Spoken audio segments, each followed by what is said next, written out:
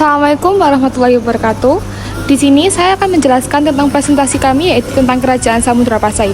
Sebelum itu, perkenalkan kelompok kami, yaitu ada saya, Fahima Nurul Bahasana, dan juga rekan saya, yaitu Muhammad Rasya dan juga Sinta Nur Aini.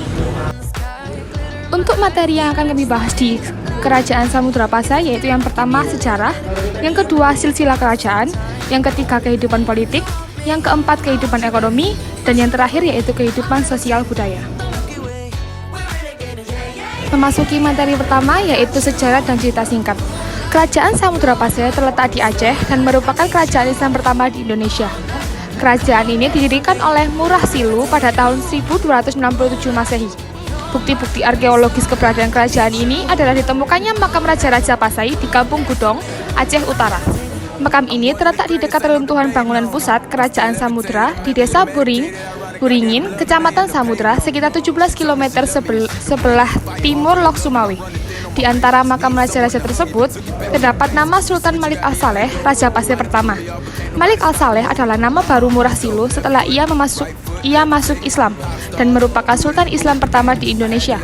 Berkuasa lebih kurang 29 tahun pada tahun 1297 sampai 1326 Masehi. Kerajaan Samudra Pasai merupakan gabungan dari Kerajaan Pasai dan Perlak dengan Raja pertama Malik Al-Saleh. Materi kedua yaitu silsilah kerajaan. Raja yang pertama yaitu Sultan Malik Al-Saleh menjadi raja pada 1267 sampai 1297 Masehi. Yang kedua yaitu Sultan Muhammad Malik Al-Zahir pada tahun 1297 sampai 1326 Masehi. Yang ketiga ada Sultan Muhammad Malik Al-Zahir yang berkuasa pada 1326 sampai 1345 Masehi. Yang keempat ada Sultan Malik Az-Zahir pada tahun 1346. Yang kelima ada Sultan Ahmad Malik Az-Zahir yang memerintah pada 1346 sampai 1383. Yang keenam ada Sultan Zain Al-Abidin Malik Az-Zahir yang memerintah pada 1383 sampai 1405. Yang ketujuh ada Sultan Nahrasiyah yang memerintah pada 1405 sampai 1412. Yang kedelapan ada Sultan Saleh ad-Din yang memerintah pada 1402. Yang kesembilan ada Sultan Abu Zaid Malik Az-Zahir yang memerintah pada 1455. Dan yang ke-10 ada Sultan Muhammad Malik Az-Zahir yang memerintah pada 1455 sampai 1477. Yang ke-11 ada Sultan Zain Al-Abidin memerintah pada 1477 sampai 1500. Yang ke-12 ada Sultan Abdullah Malik Az-Zahir yang memerintah pada 1501 sampai 1513.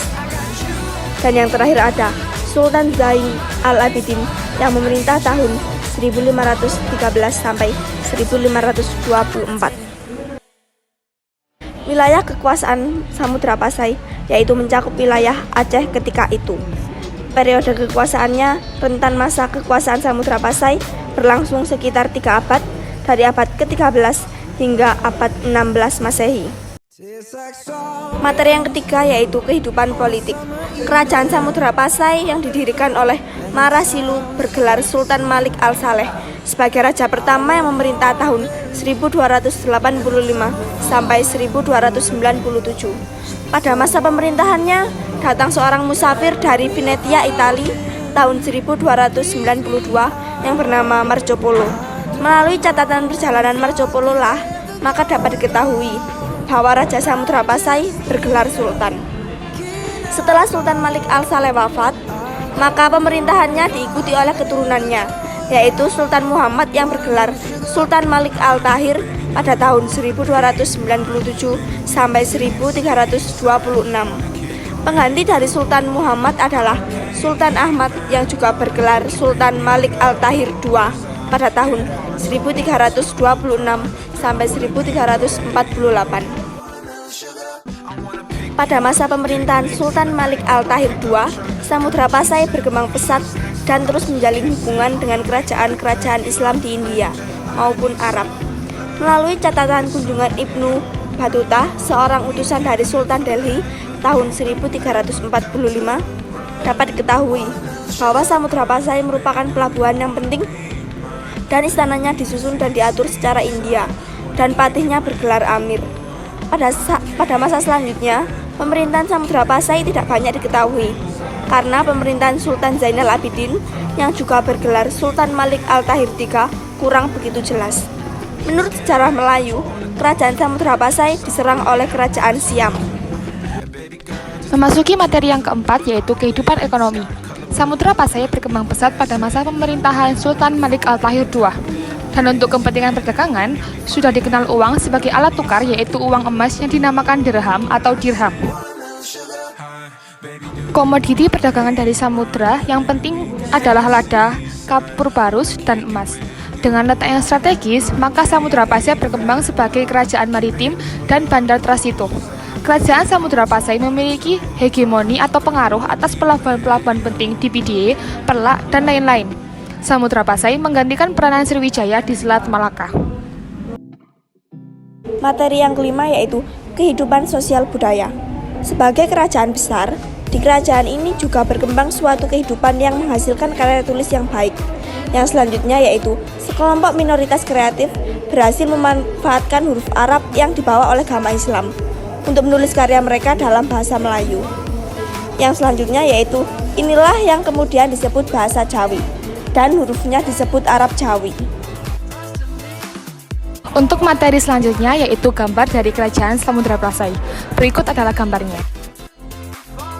Selanjutnya yaitu peninggalan kerajaan Samudra Pasai. Yang pertama yaitu ada stempel kerajaan, yang kedua ada dirham, yang ketiga ada lonceng cakradunya, yang keempat yaitu surat naskah Sultan Zainal Abidin.